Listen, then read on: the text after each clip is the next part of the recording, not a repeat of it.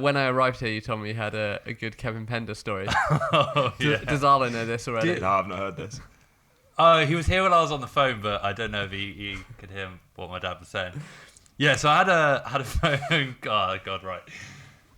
Had a phone call from Dad yesterday, obviously after the rugby. Yeah. Devastated. Was he actually? Well, I just sent him a one-word text just saying useless. Yeah, and he sent bad. me one back saying fucking shambles. and so we just had a quick yarn about the rugby, and then he was saying, "Oh yeah, I was listening to your podcast the other day." I was like, "Oh, quality. Thanks for listening." Yeah. Which one were you listening to? And he was like, I can't remember which one it was, but it was the one where we somehow ended up on a conversation about how movie names get changed for American audiences. Oh yeah. It was Ford versus Ferrari, right? Yeah, that's it. It might have been last week. It might have been last week one. Yeah, it was. It was the Terminator one. Yeah. And he was saying that he had an example that we didn't mention. Oh, wicked. That was that he thought was quite funny. Back in 1994, there was a film that came out in the UK called The Madness of King George III. Right. Because you know the history about him like going crazy and stuff. Yeah. And when they released it in America, they took off the third at the end because they thought that American audiences wouldn't go see it because they hadn't seen The Madness of King George I and The Madness of King George II. Which I thought was quite good. Oh, that's really good. Yeah. So shout out to Kevin Pence, Yeah. K-Pops. Thanks, K-Pops. That's really good. He's current. Yeah. Yeah. Well, Up to date. 1994, not that current. Wicked. Let's get into this. Let's dive in. Let's do this thing. Good transition. Thanks. No.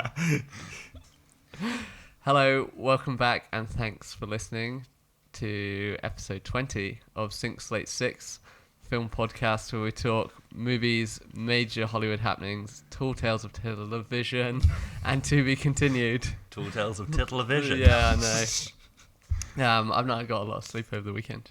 Oh. Thanks to the lads in white and the rugby. We really shouldn't have woken up so early to go and watch that crap game of rugby, should we? It wasn't even worth the 9 a.m. pint that... Well, I didn't even get a 9 a.m. pint. I might just boycott rugby in the future. I think it's a fucking shit sport, isn't it?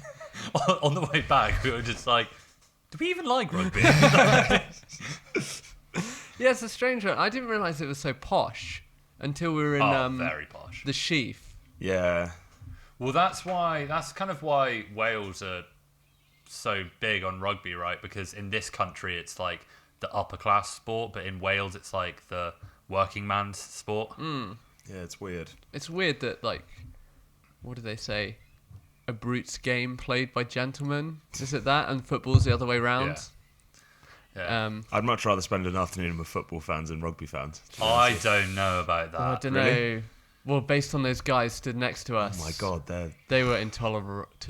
Yeah, but do you remember the guys stood next to me in the Sheaf? Oh, you weren't there at that point. I was no. But it was basically a bunch of Millwall football fans that didn't know anything about rugby, but were like 9 a.m. pints. Yeah. Yes, please. you know the really short guy in that group Yeah. with like not much hair. He's tried to fight me before.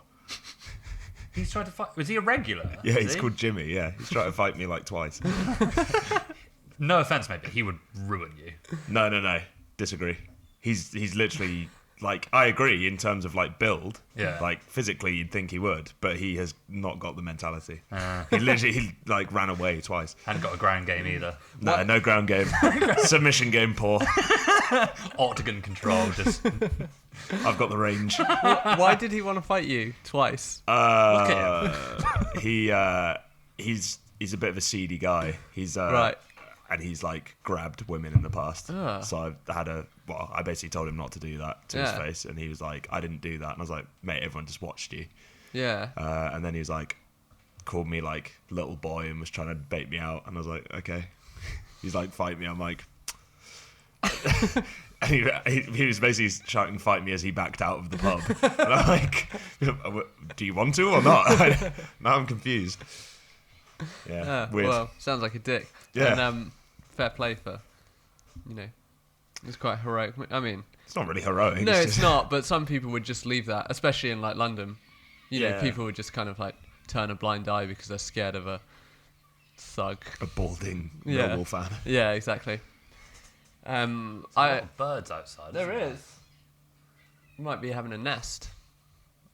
On the side of the building. Why not? What, the side of our high-tech podcast studios? What? I've still not introduced you guys. By the way. Rude. To my right, but it's now to my centre, is Dolemite, mother effer. And to my left is Arlemite, mother effer. I really don't know how to respond to that introduction. Has it got something to do with what we're talking about, Yes, Andrew? this week we're talking about Eddie Murphy. I'm going to do a review of Dolemite is my name. Wonderful. And on that note, see you next week. We're done. So you're telling us you hadn't had much sleep last night then? Yeah. But I drank in the morning. Yeah. But I didn't drink at that party. Yeah, last it's night. weird yesterday because I Yeah. drank in the morning, then came back here and had a little nap on the sofa, and then started drinking Baileys in the evening. You're literally gluttony bot out of Futurama. We've got some very excellent special news about ourselves. We have been kindly given press passes to the Korean Film Festival. So it'll be the next two episodes. Over the next 2 weeks, we'll be going to Yeah. multiple screenings and A premiere. premiere and the closing gala, Yep. which I'm really excited for. Yeah, there's some good stuff on there. So Um, we're going to do like an episode on why you should pretty much watch Korean cinema. Yeah. So it's great. Yeah, so we might be a bit more focused on that over the next couple of weeks. Yeah. And we're going to try and release a few smaller review episodes. Yeah. So we're going to be busy. Yes. And on that, actually, if anyone wants to like, subscribe, send us questions, all these kind of things on Instagram, Twitter, YouTube, Gmails, hit us up. And thanks to Chris at Witcher PR for sorting all this out because we're like 10 days late to doing it. Cheers, Chris. Yeah. much Were we appreciated. late, were we? Yeah, the form said please have submissions by like 18th of October. And we did it on like the 28th. Yeah. Legend. Yeah, really cool. And I think I might be able to slide into a nice transition here. On Witcher, Ooh. you said you saw a new trailer. Witcher PR. The new Witcher trailer's come Yeah. out, starring Henry Cavill. Have you seen it? Yeah. I didn't actually watch it, even though you said, because I was gonna, but then I thought actually I don't know anything about Witcher. So what's this based on? Is it a comic property or anything like that? I think it's a game property. It's a game, yeah. Oh, is it? Yeah. Yeah, I've so many people have told me to play the game. The most recent one's Witcher 3, which came out, 3 or 4 years ago, I imagine? Yeah, isn't it? It's kind of like open world. Yeah, it's open world, but it's not kind of like... You're still going down the same path of your character. It's not like open world like Skyrim, where you can have like different builds and I want to be this kind of character, I want to be this kind of character. You're very much Right. like you are the Witcher character. But it's still like open world, side quests and stuff like that. Apparently just an absolutely amazing game. Really? Yet to play it, but I will get round to it at some point. But yeah, so they Henry Cavill was really into the games as well. So he kind of, I think it was him in discussions with the studio, with Netflix, to produce this. And, Right. And cut to a couple of years later, we have our first trailer. Is it a movie or series? Oh, it's a series. Series, okay. Yeah, Netflix original series. Lots of money going into it. Like I said, it's been in production for quite a long time. We had some stills that came out last year. So the news dropped that they were making this with Henry Cavill, and it was the same time that there was another I can't remember what movie it was, but they basically dropped a poster of it, and everyone was getting really excited, and so they're like, we're going to do the same. We'll drop a Henry Cavill as the Witcher character poster. And it came out and it was just Henry Cavill with a blonde wig. And everyone was like, that's nothing. You haven't done anything. But no, yeah, we got the trailer. The effects look cool. Is it fantasy type? Yeah, it'll be fantasy type. Okay. It looks slightly aimed at a younger audience. Okay. It won't be like gimmicky or stuff. There'll still be like some really cool fight scenes and like be a bit gory, I imagine, but it's not like really dark and gritty like say, like a Game of Thrones or something like that. But no, it'd be definitely worth a watch. Just judging by the stills, he would have made like a really good kind of like elf warrior in the Lord of the Rings franchise. Oh, okay, that just kind like of thing. opposite Legolas or something, like one of his definitely one of his kin. Well, they're bringing it back, aren't they? For Oh yeah. Amazon. Is it Amazon they're doing Lord of the Rings? I'm not sure who they're doing it for, but I'm not on board. Yeah, I agree with that. Yeah, so maybe we might get that. Do you think Henry Cavill only lends himself to one type of role? I thought he was brilliant in Mission Impossible. But this is what I'm saying. He's always He's an action star, isn't he?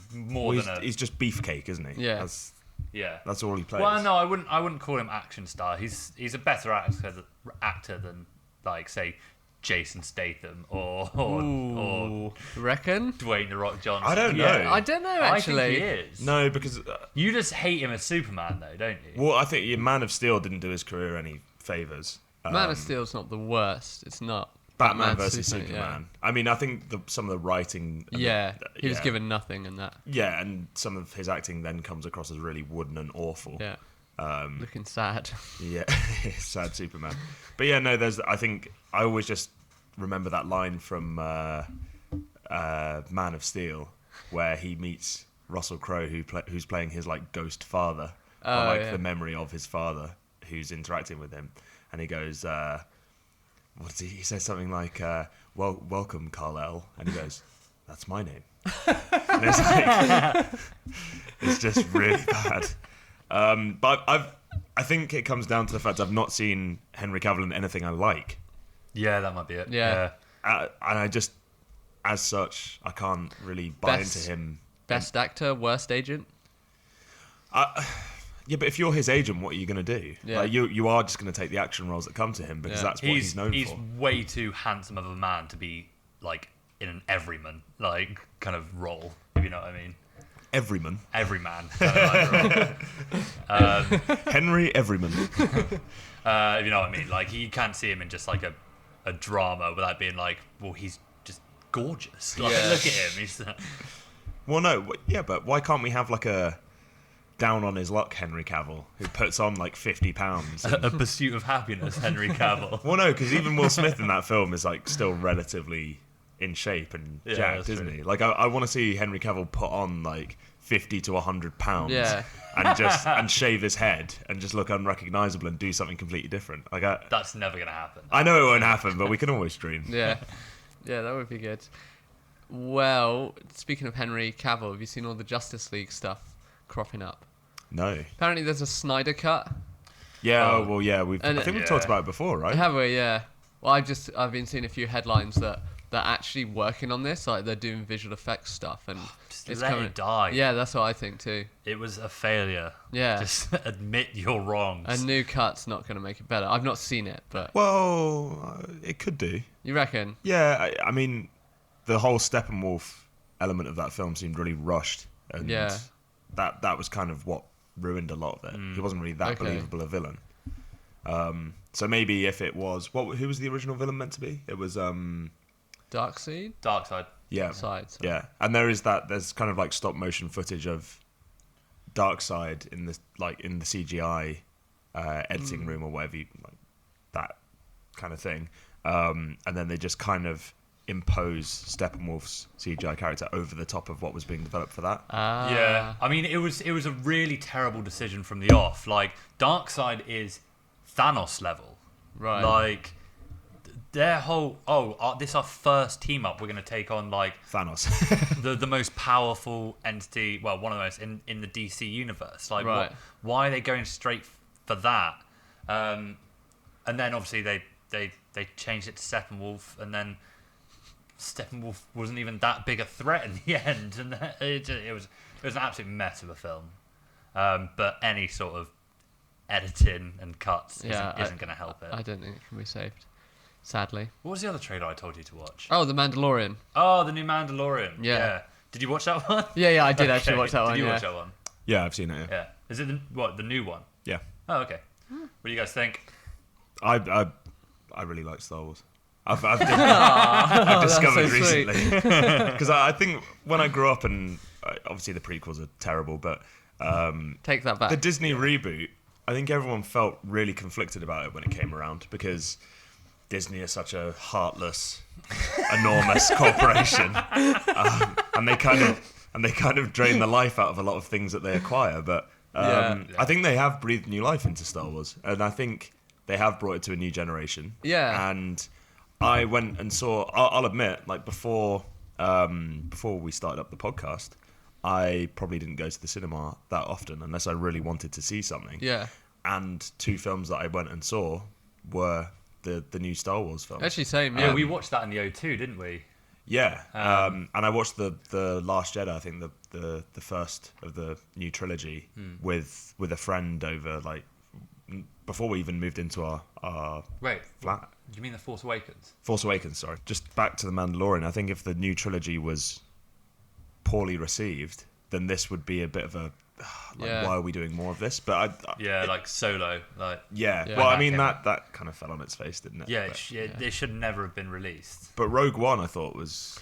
I pretty good. didn't like Rogue One. I thought it was pretty good. I thought it was really slow. It is slow. Like you kind of have to build up to the final, and you also know what's going to happen, right? That's that's exactly. the difficulty with it. Well, this is the whole thing with Solo. Everyone was like, "Why are you making this?" The whole point, like the whole thing that makes Han Solo such a cool, iconic character is like he is a bit mysterious. You don't know his like backstory. Like there was the whole doing the something run in The Kessel Run. Kessel Run in so 12 many parsecs? 12 parsecs, I think it is. Yeah. And that was like is that true? Did he do it? Did he not do it? And then they just like, yeah. Does it happen in Yeah, Solo? yeah. I figured it would. They I've not basically seen it. built an entire film around that one throwaway like line in the original Star Wars. Oh, I literally imagine like a whole like office style scene where he looks to camera and he's like, "So yeah, I did draw first." But yeah, that was who's the actor who played him in that? It was it's the guy who was in Hail Caesar as well. I can't remember his name. Angel Elsort, is that him? Yeah, I think you could be right. Rogue One, that was a film that I think they did a lot of last minute editing. And Right. I feel like there was a lot in the trailer that didn't happen in the film, and they really sort of spliced it together at the end. Oh, sorry, Alden Ehrenreich. That's it. Yeah. Actually, on this stuff, Rogue One, Solo, I've read another headline. I'm not just looking at hate on Disney, but a lot of directors are kind of not really want to work with Star Wars because of all these like interferences and people getting fired. Yeah. Because it's such a... Yeah, well, this kind of ties in a little bit with my bit of news for the week. So, have you seen the 2 most recent casualties of Star Wars? No, Dan and Dave have pulled out of The Benioff and so the directors Yeah. showrunners of Game of Thrones previously had a Star Wars contract, but they also had their ridiculous budget from Netflix that we talked about a few episodes ago. It's like 150 million or something so they're just like, we're not working with Star Wars, we're working with Netflix. So Right. They've gone HBO, Star Wars, Netflix. yeah. I'm actually glad they're not doing a Star Wars film because I think they're riding so high on what they they're did with just Game of Thrones. they're such an easy target now as well because people were so pissed off about the last season, forgetting all of the great they did in the early seasons. They're riding a hype train, aren't they? Until they do something new that we. Well, yeah, I think that's sink our the teeth point. into. I think that's what their point of view is. Like, why would we leave one like property that has arguably one of the most toxic fan bases in like critical history to move to another one that's like we talked about a couple of weeks ago? You can't win with Star Wars. No. You either do it right and people go, yeah, that's what we expect, or you do it wrong and everyone's like, you killed Star Wars. So, Remake it. I've got a petition going. I I mean, yeah, Dan and Dave, I think, made right call in that. Always calls them Dan and Dave like he knows them. Everyone calls them Dan and Dave.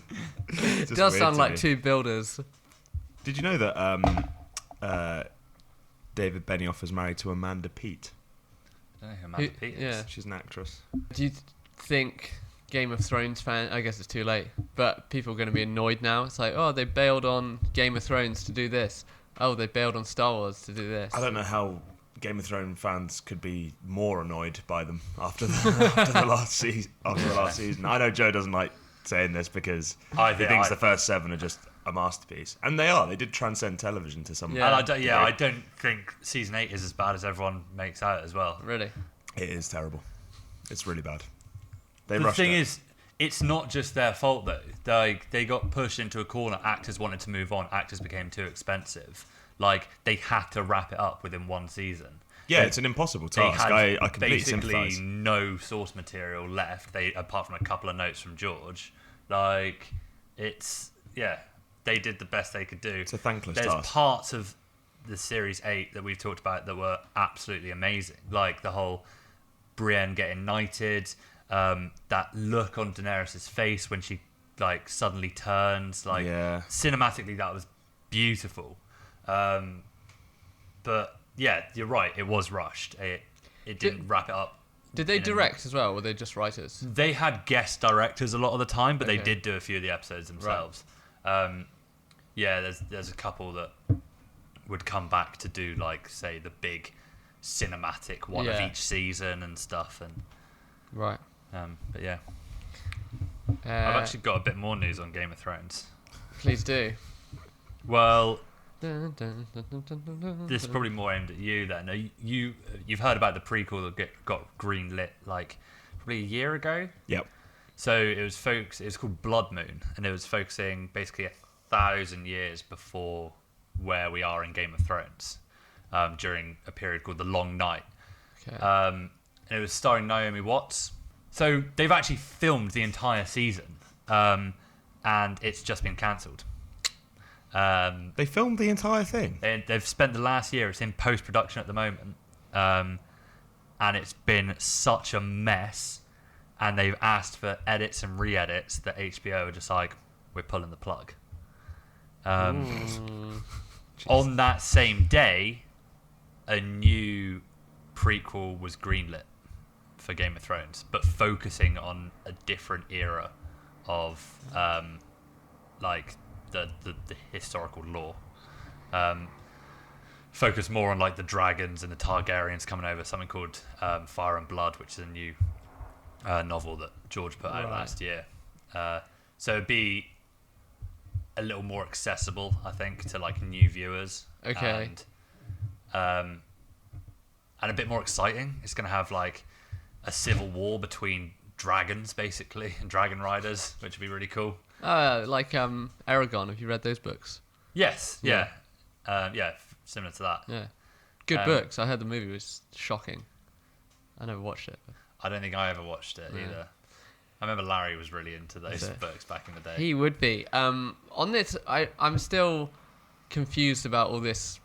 Why people are still making prequels? It's like talking about Star Wars, and you know, and I guess Game of Thrones. I've not seen it, but you know how it's going to finish up. I know there's like interesting lore you can do, but ultimately, I don't feel like there's enough. There's not really payoff in it. So a friend of mine, his girlfriend had never seen Star Wars, so they watched them 1 to 6, which chronologically is correct, but by the time you get to 5, when it's Luke, by the end of 3, she was like, "I've got another 3 to sit through."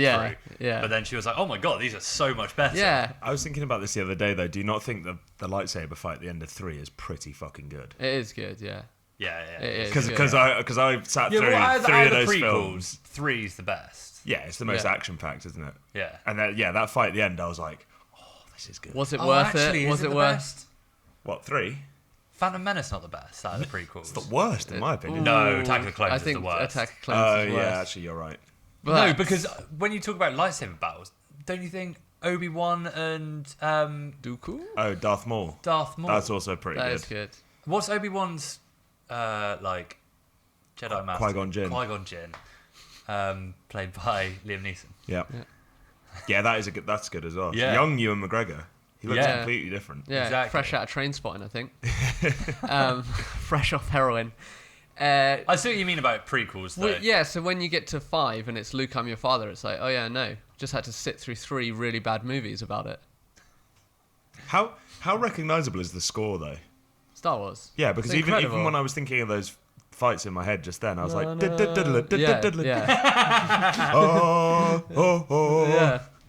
Oh, it's incredible. And I think John Williams is doing this last one too. That's the Yeah. composer. Who also did like Jaws. Jaws the shark. Jaws the shark.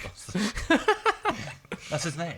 Yeah. Jaws the shark. Here comes Jaws the shark. Fun fact, they nicknamed it Bruce. I can't remember. It might have been after someone in Hollywood. Oh, really? Yeah. Oh, really? Because then the shark in Finding Nemo is called Bruce, isn't it? Oh, really? Yeah, Yeah. there we go. That's the connection. All right. Yeah. What are you talking about prequels? I see what you mean with properties like that. I think it's a little bit different with Game of Thrones because the source material, like, there's you learn when you're reading it that like stories about the past aren't reliable and stuff. So there's no like definitive this is what happened. There's like different people that think different things happened essentially. Right. So Okay. it's still a bit of a mystery. Ah. So be able to see those. And basically the book Fire and Blood chronicles the entire Targaryen history from Aegon's conquest, which is when he flew over from what's it called? Dragonland. Not Valyria. Dragonstone. Dragonstone to Westeros and basically took over all up until like the Civil War, what they call the Dance of the Dragons, which is like quite a long history. And what apparently they're thinking about doing is making 5 seasons, but setting them in different like points in time. Oh, So like you a could kind have- of True Detective type Well, that's thing. it. Yeah. Like, think about the quality of actor you could get if you it's- say like come in for a Game of Thrones limited run, 1 season. Like, think of we've had like Mahershala Ali in True Detective. Yeah. We've now got Regina King in The Watchmen, all because they know that there's like an ending to these contracts. Game of Thrones is such a big property as it is. Like, you could get some real talent in there, I think. That's a really good show. They kind of did for the main season, but Yeah, I mean, that's probably how they got Sean Bean. Like, come in, 1 season, done. yeah. We promise we won't kill you. Yeah, I'd love to see like Ian McKellen or someone Yeah, in that. exactly. That would be great. I mean, just get him away from cats. Drag him off the set. Yeah, like, there'd be so many great castings Yeah. you could have. Isn't this why Benedict Cumberbatch was in an R about Doctor Strange? Because he wanted to do other things. This is not part of the deal.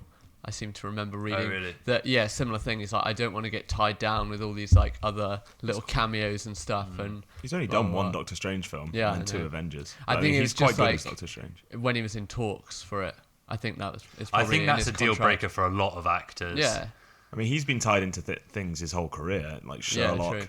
Yeah, true. Yeah, he's also done some stinking films. He's done some blinders as well. Yeah. Yeah. Have you seen the what's the one where he plays Turing called? Imitation Game. Yeah, Imitation Game. Great where he has film. the lobotomy. Yeah. Yeah. Yeah, That's really good. yeah. I just read a piece earlier today about James Cameron being a bit of a penis. Tell me more. Obviously, we're fresh out of watching Dark Fate last week, which we thought would be far worse than it was. It's safe to say. I Yeah, know Joe yeah. didn't enjoy it massively, although I thought it was exactly what I was expecting. yeah, Okay. so fair enough. Transpires James Cameron has been, or behind the scenes, was having quite a lot of arguments with the director Tim Miller. Right. And there's quite a good quote in here, so I'm going to read it out because it does speak to how pretentious James Cameron is.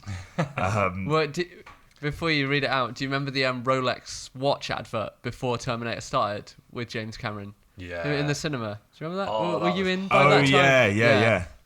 But Yeah. he goes by Jim Cameron. Oh apparently. yeah, that's it. Signed Jim. Yeah. What? Yeah, and who writes letters anyway? Yeah. But then I guess you can have him like typing on a computer. Signed, Jim. Anyway, sorry. Go on. Hi, Insert signature. Hi, Paperclip. I'm Jim Cameron, and this is my mountain of money that I'm sitting on. And that's why I have a Rolex. Yeah. And you should too. Become a director. Here we go. So he's talking about the editing process and the creative battles he had with Tim Miller. And he said, it wasn't a slam dunk at the time, is what he said of the rough cut. I felt there were a lot of pathways that were taken that were unnecessary. I'm an editor myself, so I gave notes that were both broad and very specific. I continued in that process up to about 2.5 months ago when we locked picture. I never went to the set. I've yet to physically meet the new cast because I never went to the set, but I was very involved in the writing and I was very involved in the cutting of the film. And to me, the cutting is really an extension of the writing. I'm starting to actually actively dislike James Cameron Yeah. now, I think. I mean, that is an arsehole thing to say. Oh, Yeah.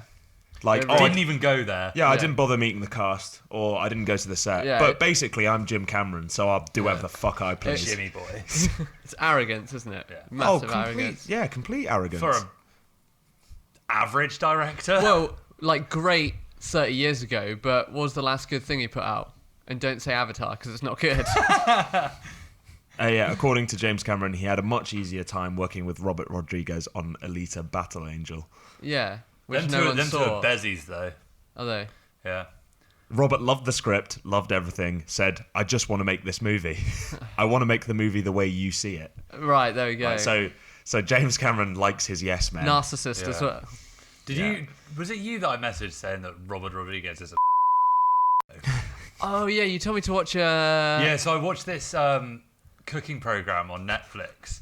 So it's basically a program that's been designed for me. It's Jon Favreau traveling around with a Korean chef, going around to like loads of different like places. Oh, like amazing. they visit directors and other chefs. And Yeah.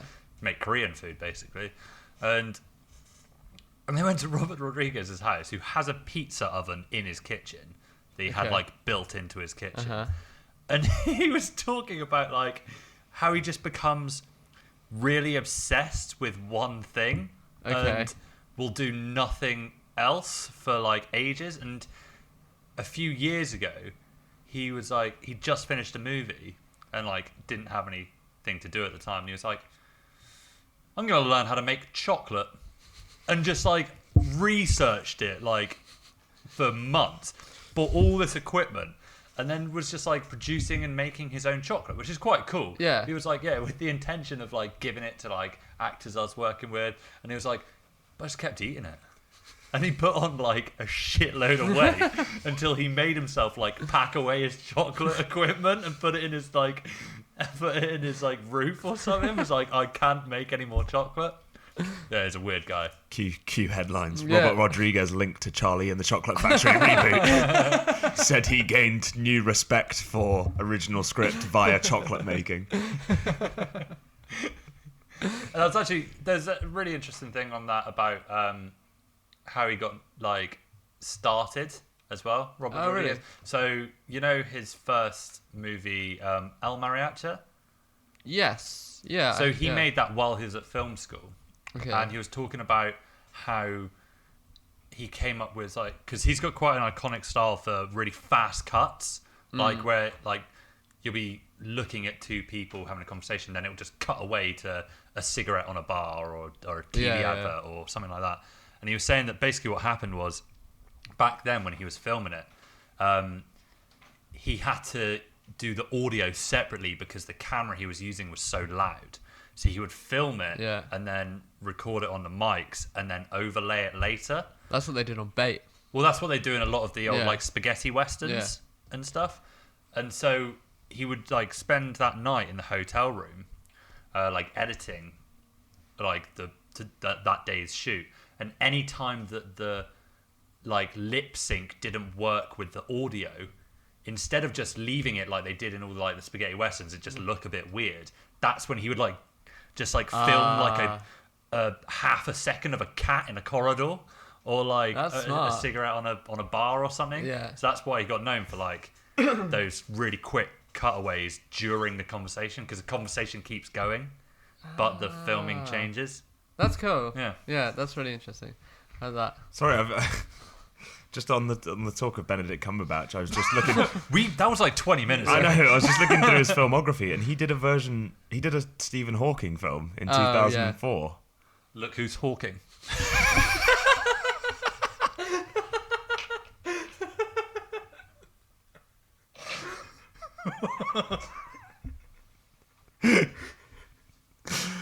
Oh God. Sorry. Yep, that's okay. That's that segment done.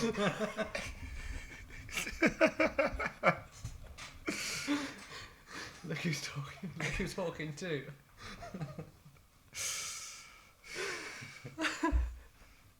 Right. So, Eddie Murphy. Not yet. No, sorry. We got to talk about Netflix. You let me talk about Robert Rodriquez for like 5 minutes, and then you started talking about something. And I completely interrupted you. I apologise. No. Well, no. That was all I wanted to say. I was just like, I didn't realise he'd done that. But all right. Because Eddie Redmayne obviously did Theory of Everything, didn't he, and won the Oscar. Was it a whole life biopic? Again, I'm not sure. Seems to be, yeah. Yeah, I think one of those kind of things. So, have you guys heard of the hot water Netflix is in? No. Have you heard about this new feature they're developing? So they are testing. It got leaked that they're testing ways to speed up or slow down what you're watching without the audio changing. So essentially, I think the thinking behind it is that you can watch a film, you can binge in half the time. So if you put it on like 1.5 setting, but the audio stays the same, you can like consume faster. That's what the thinking behind it is. Is this in association with Skynet? Yeah. How the hell are they going to do that? Well, their tests, they've been so you trying can basically it out. scam watch things. Yeah, essentially. They're going to have to computerly like they're going to have to manipulate the sound completely. Yeah, and they are testing it, and it seems to be a thing. I don't like that. So there's a lot of backlash about this. So what, like, I don't like to just plunge through content though. Like when I sit down to watch something, I want to watch that thing. I don't care about time. If it takes longer, then just pause it and come back to it. Don't like. You probably don't appreciate like the nuances of things if you just exactly. The directors have put these little subtle things in for you to pick up on, and if you plow through it, then like imagine watching Breaking Bad at double the speed. Jane's just there like convulsing on the bed. You're like, oh, she's gone. Well, a lot of directors have come out and like have said exactly the same. So Judd Apatow, no Netflix, no, this one's Twitter. Don't make me have to call every director and show creator on earth to fight you on this. Save me the time. I will win, but it will take a ton of time. We give you nice things. Leave them as they were intended to be. Aaron Paul. Man, scrolling. I'm wondering if it'd bring like a newfound discomfort to watching a sex scene with your parents in the room. Just like you don't know where to look. So this is what Netflix has said. We've been sensitive to creator concerns and haven't included bigger screens, in particular TVs, in this test. So I think it's a mobile thing. We also automatically corrected the pitch in the audio at faster and slower speeds. In addition, members must choose to vary the speed each time they watch something new versus Netflix maintaining their settings. Well, going back to our Streaming Wars episode, this sounds like a big part of their R&D push to find ways to innovate beyond their competition. But that's going to alienate a lot of people. And just from my personal perspective, I would have thought. I mean, the thing is, I'm going to watch everything at one time speed, so it's really not going to affect me. Some people out there might enjoy watching it at double the speed, so I don't really. Yeah, I mean, I disagree with it fundamentally, but if people out there want to watch it at double the speed, then who am I to say you can't do that? Well, I think part of the concern is that if this is going to change how people view movies or TV, then this is going to take away from cinema, which is already struggling because of piracy. So I think a lot of directors have that concern too, that it's going to make people go to the cinema less and less. I mean, like The Irishman, you know, a 3 and a whatever hour film in the cinema versus watch it at home. We're already dumbing down our society enough as it is. Exactly. Why do we need like people being able to binge an entire series of Friends in 20 minutes? And it just like, that. And also from it, you're just going to get more clickbait, more spoilers. It's just, I don't know. Yeah. I think it's a really awful thing to do. Yep, agreed. And I think, Netflix I don't know, they're really good for pushing original stuff, but it's like, this kind of clearly shows it's anti-cinema, isn't it? Yeah, I'm really conflicted about this story actually, because I really hate when people that like tell other people what to do when they just don't want to do that thing. Yeah. But at the same time, I completely agree with those directors. Like, it's ruining their art form. Yeah. And I don't.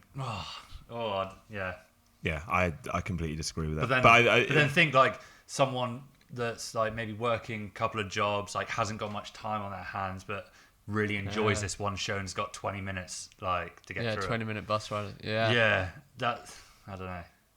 It will just be an optional thing, though, won't it? Yeah, I think that's what they're saying. It may just become more of a gimmick, if I'm honest with you. Yeah. People, highlighting how stupid it is. Yeah. I think put that for anything that's been around for years. So reruns of like I said, Friends, The Office, Scrubs, Futurama, whatever.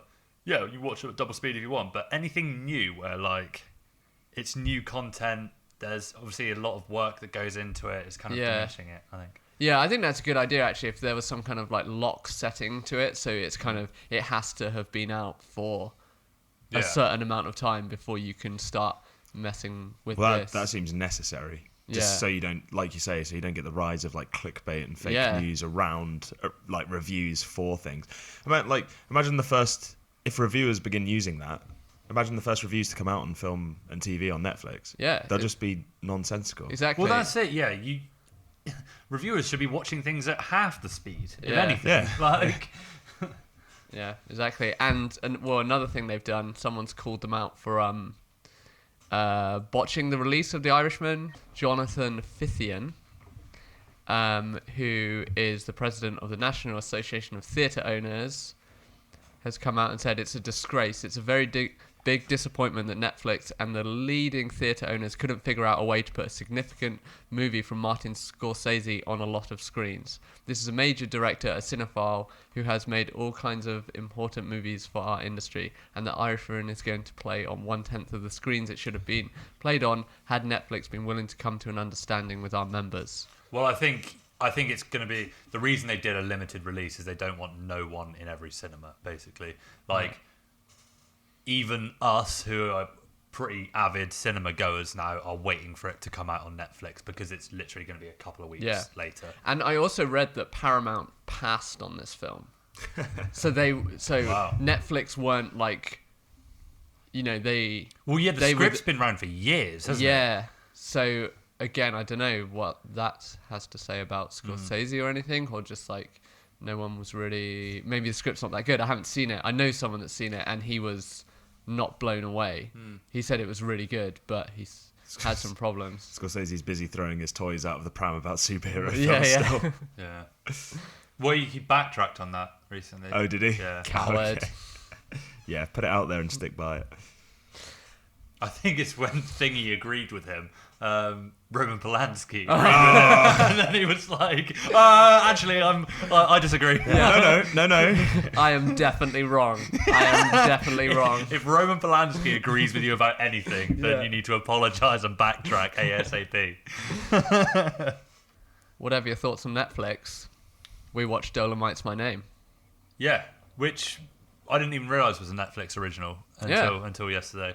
Because we were messaging about it and we're like, let's do a little thing on Dolemite. And I was like, how the hell are we going to watch that?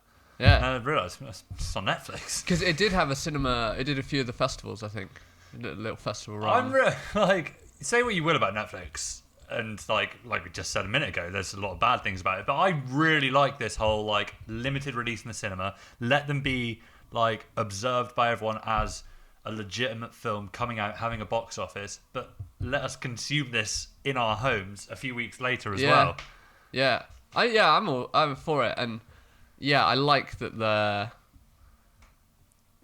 what the movie stuff they're putting out seems actually very well thought out. You know, I know some of the series kind of comes out and you're like, oh, you know, that joke you told me from South Park.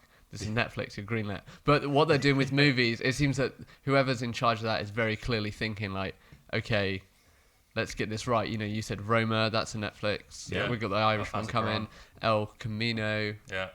Dolomite. And Dolomite's a solid movie. Yeah, welcome back, Eddie Murphy. Yeah. Eddie Murphy plays Rudy Ray Moore, who is working in a record store. It's kind of a actor, comedian, singer. Yeah, like, tried to make it. He's in Hollywood, but all in one. Yeah, and his time's passed, and so he sort of comes up with this idea that actually, if I tell these old stories and jokes that sort of like homeless people and, you know, older generations, but sort of give them this foul-mouthed, rhyming spin, I've got something here. And then he sort of ascends from that, and he gets his stand-up, you know, revival, and then he goes into film, and it's about him making this movie, Dolemite, which is a real movie. This is a real story of how it's got made. I think it must be quite true as well. Like, obviously based on true events, like you always have to take with a pinch of salt when you're watching a movie. Yeah. But this seems like a lot of it probably did happen. Yeah. I don't know the whole story about it, but it'd be cool to research. Actually. Yeah, definitely. It's it's hilarious. I've seen like they do at the end show clips of the actual movie. I've seen a few clips. I was telling you in a skate video they put some in, and it is every bit as dumb and the clips at the end were great. Yeah, so funny. It's really ridiculous. I really want to watch this the original film now. So what did you guys think overall? I thought it was really funny. Yeah. It had weird pacing, I thought. Like, it kind of... It had to get through a lot of content. Yeah. So the first, like, hour was just kind of like him trying something new, him succeeding, him trying something new, him succeeding. Like, there was no, like... He had his, like, meteoric rise very, very quickly, I thought. Yeah. Because, obviously, the whole point was just about... Like, most of the movie was about them making the movie. Yeah. But they had to see him get to that stage first. A lot of other films probably would have gone with him as an established person and then going into making a movie. But because he's not really a well-known person, they did like his origin story as well. Yeah. No, didn't you find that in those meetings with producers, especially when he was trying to get his film over the line, that he was like just basically laughed out of the room a lot of the time? Yeah, I suppose. Yeah. Like I agree. Like the initial part with his kind of the music and the jokes he was telling and playing Dolemite as this like pimp character. Yeah. He was like uber successful straight away. Yeah, like there was probably 2 minutes between like him going to see those like homeless men and getting the script to him on stage getting like massive rounds of applause. I kind of... of... like the whole like music with his rhyme just had like a couple of musicians walking on stage and just playing some stuff. Yeah. Yeah. It's like... You know, he is called, you know, there's a loose term for him as the grandfather of rap. Yeah. So Godfather, sorry. Yeah, because this is in the 70s and the aesthetic. They nail it. It's wicked. Yeah, it's that's so one of the good. best parts of the film. Yeah, definitely. But yeah, he's doing like what would now be quite simple, like raps and rhymes. It's all like that cat, you know. It's basically like couplets, isn't it? Yeah, exactly. Yeah, which is cool that's kind of like, because of this sort of mad dude. Yeah. Almost, I mean, I won't say he gets credit for birthing it, but a lot of, like Snoop Dogg. Yeah, who's in the film? Who's in the film, has said, like, if it wasn't for this guy, there wouldn't be a Snoop Dogg. So that's a really nice touch. Yeah, I got more of an impression it was like spoken word than rap. Yeah. Especially before, like you said, before the musicians came on stage and were kind of in the background. Yeah. It was just like rhyming couplets delivered with kind of, I don't know, bit of exuberance and a bit of pizzazz. Yeah, a bit of pizzazz, yeah. That's that. I really liked at the start when he was up on stage before and he was just doing those really crappy jokes. Like, what did the elephant say to the naked man? Are you going to breathe with that small thing? Oh yeah, that was really good. I laughed. I really laughed out loud at that. I quite liked though that that you kind of got the montage was kind of done right away, because I did kind of think, oh, here we go, in the middle we're going to get this rise to fame and then he's going to fail, but it's more like he gets to a point and then it's sort of bumpy. Yeah. But I know what you mean about pacing. I found the end, like the payoff of all his work, you kind of get it twice. It's almost got like a Return of the King type. Yeah, there's kind of a lot. Doesn't know when to finish. Yeah, exactly. I thought the cast was great as well. Yeah, I thought there were really so good. many actors and actresses in that cast who you wouldn't like. You kind of like, oh look who it is. Yeah. Kind of, Did you recognise the X-Men star? Oh, which one? No. Oh, didn't see him, did he? didn't clock him. Cody Smith McPhee. Who was he in it? Oh, the writer. No, the young. Oh, the director. Well, Yeah. the director No, the, of cinema. What do they call it? Cinematographer. Was he? The Camera DP, operator? as DP? Wesley Snipes says. Director of photography. Yeah. Yeah. Oh, yeah. Well, he's Nightcrawler in X-Men. ah, no way. Nightcrawler and Blade in the same movie. Wesley Snipes was phenomenal. He was in so this. good. He was really, really good. Yeah, I couldn't believe how good he was. Yeah, because I thought he had a reputation of now he just reins it in if he's in anything, because all that tax and a stuff. right diva on set as well, I've heard. Yeah, Um, but he's so good. Maybe it's because like, his comedy timing was phenomenal as well. I couldn't believe how good Wesley Snipes was. Fair play to I'm that. fascinated how it's almost like a whole documentary in itself, is how they got Eddie Murphy and Wesley Snipes and this story and like put it all together. And Well, I think turn this into a Keegan-Michael movie. Key as well was. Although I didn't think his acting was like brilliant in it, I thought his character was like like this straight-laced, like teaching people how to act. Opposite Eddie Murphy's Dolemite was really good, like a nice combination. Have I seen Lady B in anything else? Divine Joy Randolph. No, but I thought she was phenomenal. Yeah. She was really, really good. Had some lungs on her as well, didn't Yeah. she? Yeah, she's a great singer. Them pipes, though. About But them so's Eddie Murphy. Eddie Murphy's a really good singer. Yeah, it was so good to see him back. It was like he never So- left. It's not like anything new he's done before. It's just he's back doing pretty much the same thing. Elephant in the room, though, Andrew. Go on. My comeback king has come back. New Batman. Arlo's comeback king has come back. Where's yours? I know. It haunts me every Who night. was yours again? I had Alicia Silverstone, which I wish I'd swapped for Renee Zellweger, because we wouldn't be having this conversation. And who was my first one? Exactly. Yeah, who was that? Yeah. Someone irrelevant, I guess. Still irrelevant. Just a word on Lady B then. Divine Joy Randolph. She's predominantly a Broadway West End actress. Right. Starred in Ghost the musical. What, as Thingy's character, I imagine, as Whoopi Goldberg's character? Yep. She's Yeah. got a Tony Award nomination for that Didn't you as go Best watch Featured Actress. Ghost the musical? No, I've never seen that. Ghost wasn't really something I was that interested in. Oh, to okay. be honest. Sorry, Alan. No, and she's just got a really like highly educated background. She studied at Temple University in classical vocal performance, Wow. and then transitioned into acting, attending Yale. Damn. So yeah, she's impressive. And yeah, in this, I thought she was phenomenal. Again, that like character interaction she had with Eddie Murphy's character.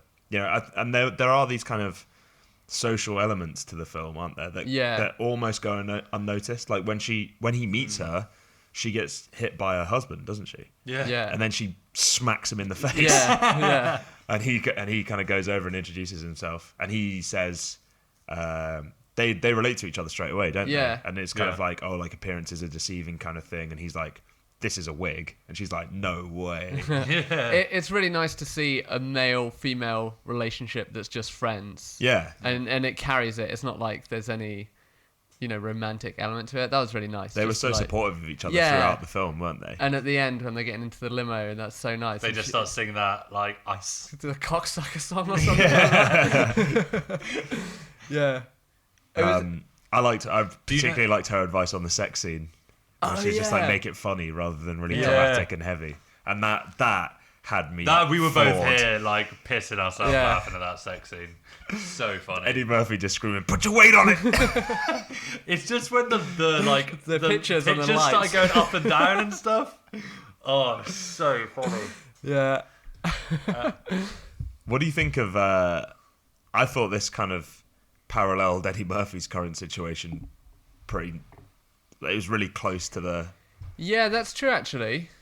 Yeah. He's kind of him up on stage, like doing stand up as Dolemite. I was like, oh yeah, like it kind of reminded me of his early stuff. Yeah. And like he was so good, and then also just kind of down on his luck in general, and now kind of back to prominence with this. Yeah. What was his comedy special when he was like in a red like leather suit? Is that Raw?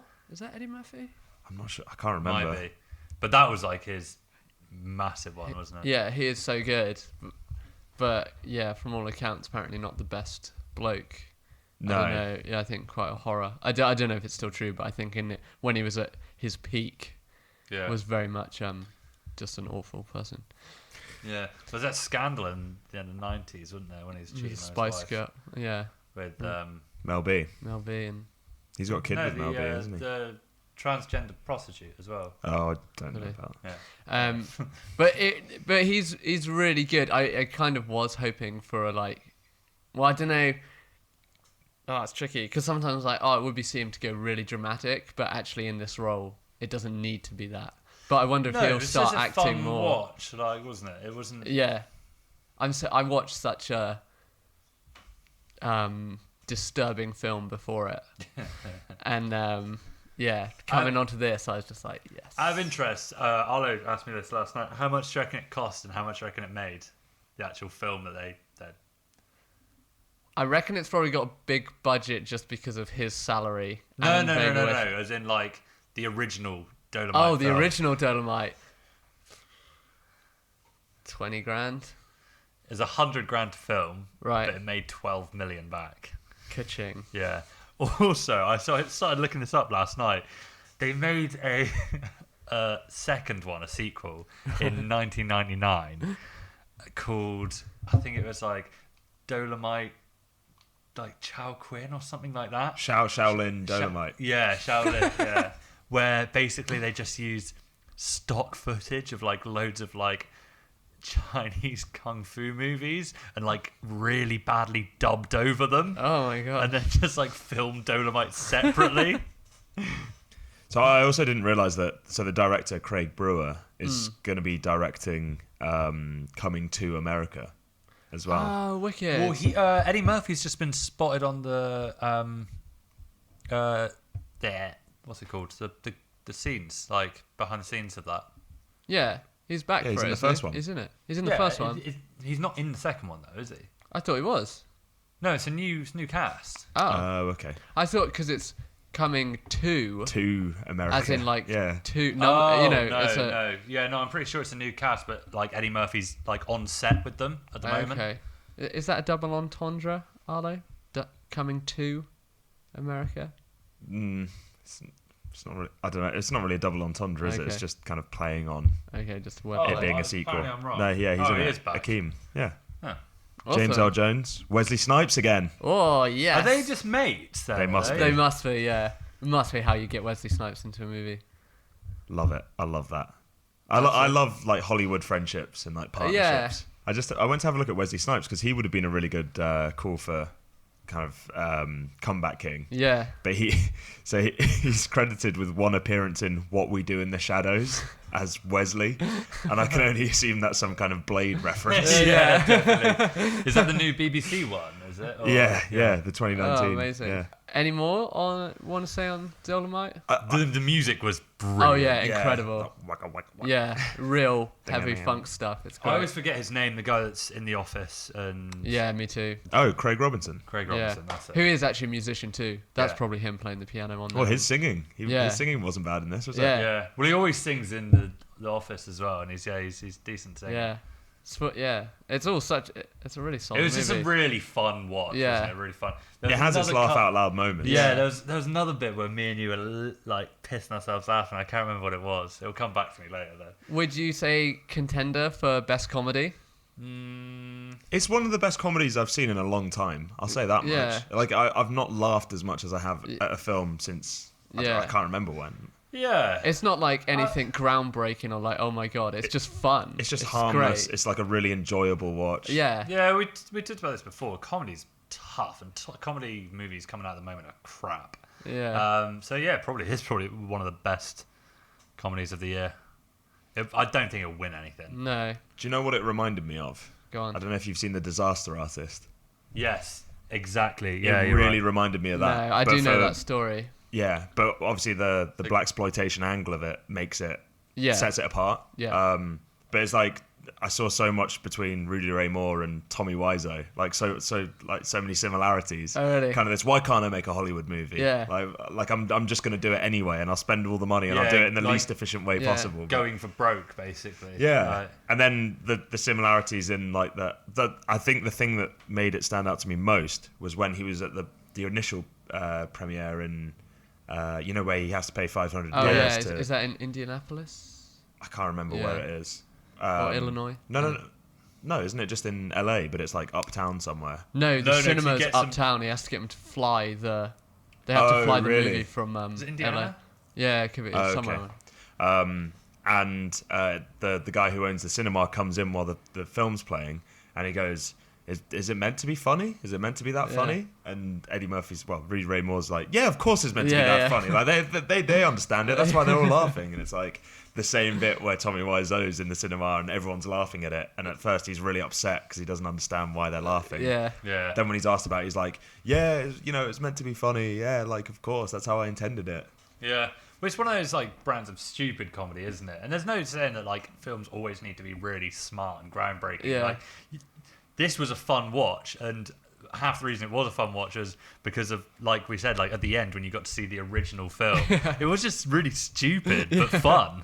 I think it's great having. There are so many good films that have come out recently with like that kind of like metaphysical element where you've got a film within a film. Yeah. So you're watching like the set and you're watching people put a film together. And like I was reading about this and people saying that it's like there are lots and lots of references to modern day Hollywood despite the fact it's set in the 1970s. Oh, interesting. Which I didn't really see for No, myself. I didn't. But I got the kind of like the business angle of it. This is like horrible and like the horrible white dudes. But it was also really nice, like Eddie Murphy and his crew. Rudy, Bob just Odenkirk, like speaking of horrible white guys. Yeah. As soon as I heard that voice, though, I was like, "That's Bob Odenkirk, isn't it?" But it's so good them just like being like, "Nah, we know what you do. Like white people take black people's art and profit off it. There's a whole thing with like Motown and stuff. Yeah, who like was that. the example they gave? I can't remember. Chuck Berry. Yes. Yeah, it was. So it's so good for him to turn it around and be like, And they all dressed up as they're all in like their glad rags going to this meeting, and he's like, "You're just here so we look official." And they're all like, they're just like Craig Robinson's in this massive blue suit. Yeah. It's kind of a bit bleak how blasé those guys were at talking about how they split like the cinema releases up between like people in the southern parts of America, like the hillbillies, the yokels and and stuff, and then like, oh, don't worry, we've got some cinemas in some like urban inner city like black communities. It's like, but I think that's what persisted throughout the film, right? Despite how unrealistic Rudy Ray Moore's character was about how successful he could be and why he could make this movie successful, he knew his target demographic the entire time. That's and true. There's a point where they say to him this isn't going to be in every cinema around the United States, and he was just like, they're like, this appeals to like 5 very specific blocks in this quarter of town, and he goes, yeah, but you've got those 5 same blocks in every town in the United States, and it's like, that was a really good line. That's great. I think the other thing was him stealing the original content from the homies. Yes, that's how he rose to notoriety. Yeah. Do you know what I thought? And this is what I think actually makes it an even better movie. I thought it was going to be the classic, oh, he's found out that he's a fraud. And it wasn't. It was just like, whatever, he just improved upon this like old form of storytelling. I thought it was going to come out like he stole those jokes and now he's a disgrace, and I then he thought comes that would back. come out as well. Yeah. He just gets away with it, doesn't he? Yeah. Yeah. And it's great, actually. It's so nice to just not have any of those tropes. Just buys them some hooch, gives them some money, takes all their ideas, and becomes successful. Yeah. Off it. I know. Yeah, but I mean, those weren't their original ideas. That was the point. It was like that brand of comedy that you see everywhere. That he's just like refined, and you saw him like working on the punchlines. Like, oh, that doesn't quite work. Yeah, Let's change it a little bit. Like, yeah. So, yeah, no, I never thought he was going to get like found out per se in it because he'd done the work. He put the work in. I love that whole creative process as well, where he was in his room and he's going, I'm giving you 24 hours to leave town, and 23 of them's already gone. What's his catchphrase again? Some fucking up motherfuckers is my game. Well, that was the sweetest moment, wasn't it, with the kid at the global nice. premiere at the Yeah. end. Yeah. And rather than go in and like bathe in his success, he kind of just stayed with all the people waiting in the queue. And it was such a good way to do like the character turning point. That's like he's not that self-centered as much anymore. He's kind of learnt enough to give back to what he's got, and that was really good. I know it took like the third act was a bit of weird pacing, but you just got that knowing look between him and Lady B as well. Yeah, that was really nice. Yeah, it was a really nice ending to the film, actually, especially with like the overlays with like I said, with the original clips plus like what happened after, because they went on and made like 7 more films. Yeah. But again, Disaster Artist. Do you not think that was so similar, where they were comparing James Franco's acting scene against the original in the room? I did not. And I don't know why that's such a point of interest, but it is, isn't it? Yeah. Like, how similar can you make it to the original? Yeah, exactly. No, it's good. Really good. Want to score it? Yeah. Think Slate score. 4.5 out of 6. Nice. I'll go 4.3. Ooh. It's difficult. Why have you just got a picture of Wesley Snipes' bare chest on your laptop? That's for me to know and for you to find out. Sorry. Are we wrapping up soon? No, I think 4.8. Oh wow. Nice. I think it's really nice to see Eddie Murphy back on our screens in like such an interesting role. Yeah. And I think he's just supremely talented, and I want him to be in more things. And put aside any kind of turbulent personal stuff. Yeah, exactly. Well, I think he's clearly a talented actor, and I'd even argue some of his more dramatic roles have been better than his comedic roles. Like you were talking about in Dreamgirls. Yeah, he's ridiculous. He's so good in that. And well, I suppose this was kind of like comedic and serious in parts. Yeah. But yeah, no, you're right. It is nice to see him back on our screens again. And I hope we just see more good stuff like this. Yeah, I'd love to see. I think he is returning to stand up, isn't he? Is he? Oh, that'd be good. So. Wow. And yeah, it's just good to have him back. Yeah. I think he's always going to be a part. I mean, he's not only a part of like our like I don't know, whatever you want to call it, cinematic world. Like we're always going to relate to and want to see Eddie Murphy in cinema. But he's every kid in like whatever you want to call it, like new generation knows who Eddie Murphy is as well because of Shrek. Yeah, exactly. And because of Donkey. You've got him in like sort of 80s, like mid 80s, I guess, doing like the kind of buddy cop stuff, which is like funny, and then he like sort of goes into 90s, kind of similar, more comedic, I guess, with like Coming to America, and then you get Shrek, so it's like each sort of decade. And Mulan, don't forget. Oh yeah, Mulan, It's of like course. the Cliff Richard of cinema. Well, he's just been around for so long, hasn't he? Yeah. And like, he has been in a lot of like straight to DVD crap, but he's also been in some of the like Shrek's still one of the best animated, like the original. Yeah, when it came out, That's amazing. that was a game changer. Yeah. And it's probably like still at my top 20 films of all time. I'd Really? say. I'd say, yeah, me Yeah. too. Yeah, so well written. And the fact that he can like turn a donkey into this 3-dimensional character that's hilarious and Yeah. oh man. I think what was the other thing? Oh, Trading Places. That for me is one of my favourite films. Yeah. Like, I don't even care if it's not like everyone's recognisable formula for, like Academy Award winning picture. Yeah. But it's just so funny. Do you prefer Trading Places to Coming to America? Yeah. Do you? Yeah, No, I prefer Coming to America. No, I think Trading Places. Because I think Dan Aykroyd in Trading Places is so good as well. Oh, yeah, that's true.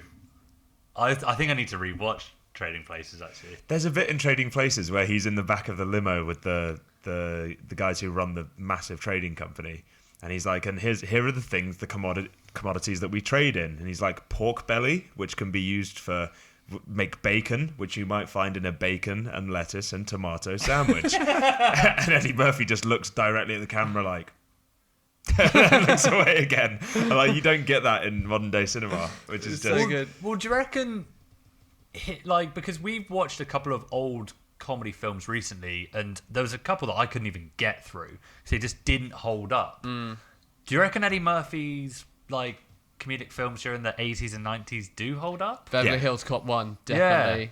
That's Trading, probably a good movie. Trading Places and Coming to America is still really that's good. probably kind of sets him apart from the rest in a way. Yeah, and then what was his breakout was 48 Hours, wasn't it? Is it called 48 Hours? I think that was his first series, and he might have got nominated for some kind of award. Right. And that sort of birthed the buddy cop type thing. And then what was the buddy cop he was in with Owen Wilson? What was that called?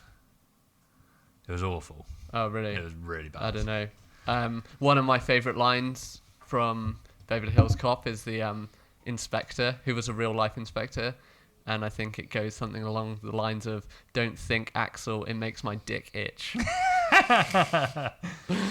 But it's great. I love it on that. He's just like so quick and rapid fire. But it's never like, sometimes you'd get it with like a Robin Williams, where it's just like, okay, Robin Williams has cranked it up to 11, like Eddie Murphy. Jim Carrey, or Jim Carrey. But Eddie Murphy's always like, it always works in whatever the scene or he's doing. Yeah. What I love so much about his film history is you've got Dreamgirls in 2006 nominated for Best Supporting Actor at the Academy Awards. Yeah. Same year he did Norbit. You couldn't get two ends of the spectrum. Yeah, I haven't seen Norbit, but I don't want to. Of course, he did other comedies like Nutty Professor, Dr. Dolittle, Daddy Daycare. Yeah. Nutty Professor and Dr. Dolittle are really corny, but there's some still good cult. stuff in there. Yeah, and cult too. On a bit of a tangent, have you seen the trailer for the new Doolittle, starring Robert Downey Jr.? No. Look. It's Dr. Dolittle's story, right? Yeah, but is it going to be a gritty origin? Well, no, it's like more of him as like a hero going on an adventure than like what we get in Eddie Murphy's Dr. Dolittle, where he's like, why the hell can I speak to animals? Yeah, it's basically like Nutty Professor, but switch out being fat for talking to animals. You're right, by the way. 48 Hours was his breakout role. Yeah. He won a Golden Globe. That's for it, yeah. Rising Star. I wonder how old he was. He must have been early 20s. And then Trading Places was the direct next follow-up. one, yeah. Same year. Wow. 1983. Hard worker. 36 years ago. Damn. Trading Places came out 36 years ago. Fucking hell. Well, that in that year, 1983 is when he came out with that stand-up special. That was when he was in his red leather jumpsuit that's called Delirious. I might have to go back and watch that, actually. Yeah. But this is the thing. Like, this film comes out and you want to go back and watch all of his old stuff. It's like, I want to go back and watch I want a real Eddie Murphy high right now. Yeah. Yeah, I won't be watching Norbit, though. No, absolutely not. I think his stand-up was on Netflix. Maybe that was the start of this year. I remember it being like around like New Year, Christmas. Yeah. They put it on there. Maybe it's like when it first broke that he's coming back. Yeah, I'm gonna have to. Yeah, I might go on Eddie Murphy. Yeah.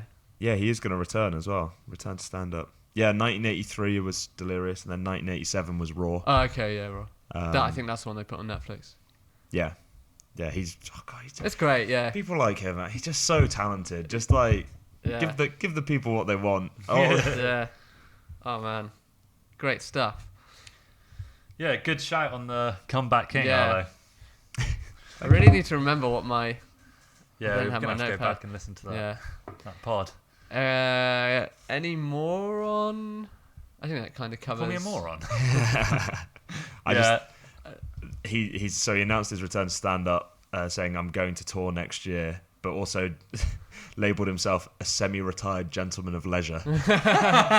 Nice. I cannot wait till I'm a semi-retired gentleman of leisure. Oh, me too. That's never going to happen. I wonder. I probably won't come to the UK, will he? No, On a stand-up maybe tour. not. I mean, I would love to go and see him yeah, live. same. And other than that, apparently he'll be hosting Saturday Night Live on 21st of December. Well, that's what he started out in, wasn't it? Yeah. Which is his first time hosting in 30 years. Wow. Incredible. Christ. I think it's good. It's good for him, isn't it? Yeah, I think so. Because it kind of goes to show that. Well, I mean, I can't say it goes to show, but when he was doing like all that mad, turbulent stuff we're talking about, he wasn't really putting out the creative content. So there's always a part that if you focus that kind of energy, he was phoning in roles to continue living that chaotic lifestyle. It's nice to see him focus on his craft. Yeah, which he's so good at. Yeah. Great to have you back, Eddie Murphy. Yeah. Cool. Well, we've got to go to we're going to see the first of our screenings. Yeah, what is it today? Bloodline. That's it. That'll be a fun watch. Yeah. So watch this space for some great Korean cinema content. Thanks for listening. Obviously, we're on all the places you get your podcasts. Send us emails, Twitters, questions, DMs, whatever. Hate. Let's get some hate. Hate mail. That would be a fun one, wouldn't it? No such thing as bad publicity. Yeah, exactly. Cool. Cheers. Bye. Bye. Usually you say peace. I didn't this time. No, I was waiting for it. In the bin. Great. Lunchtime. Seen better sign-offs in the bin.